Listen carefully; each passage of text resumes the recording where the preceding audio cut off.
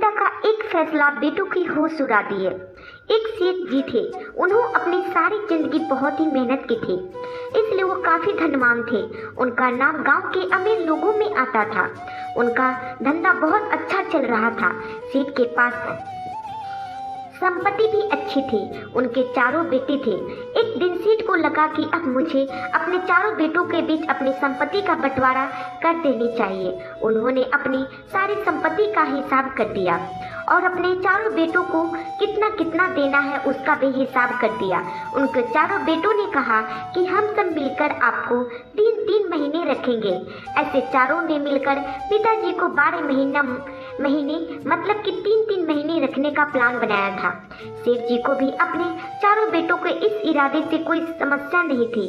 अब सेठ ने और उनके चारों बेटों ने ये संपत्ति बांटने का फैसला गांव के सरपंच के सामने लेने का निर्णय लिया। एक हफ्ते के बाद वो लोग गांव के सरपंच के सामने ये फैसला लेने वाले थे।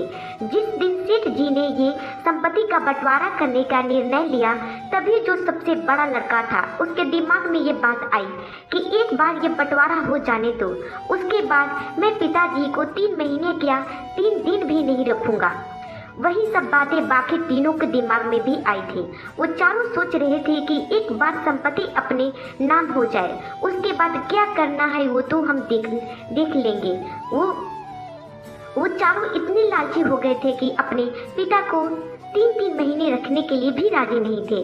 जिस पिता ने इतनी मेहनत करके इन चारों को संभाला था, वो चारों मिलकर भी अपने पिताजी को संभालने के लिए राजी नहीं थे। चारों कुछ बोले इसलिए नहीं बोल रहे थे ताकि आगे उन्हें पहले बता देते तो बंटवारे में उनको हिस्सा नहीं मिलता।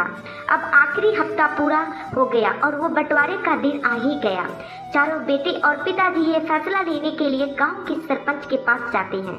गांव के सरपंच सेठ जी से पूछते हैं कि आप अपनी सारी संपत्ति अपने चारों बेटों को बांटना चाहते हैं और वो चारों बदले में आपको 3-3 महीने अपने घर में रखेंगे।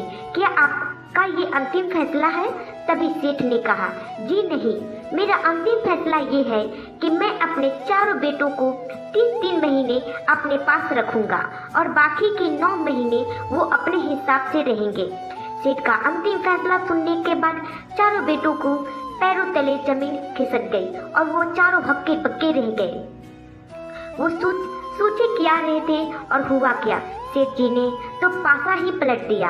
इस कहानी में जैसे सेठ ने पासा पलट दिया गया, इसी तरह जिंदगी में भी ऐसे ही होता है। अगर हमारे इरादे सही ना हो तो कभी भी भगवान ऐसा पासा पलट देते हैं कि जिसकी हमें भनक भी नहीं लगती है। इरादे अच्छे रखने चाहिए क्योंकि ऊपर वाला सब कुछ देख रहा है।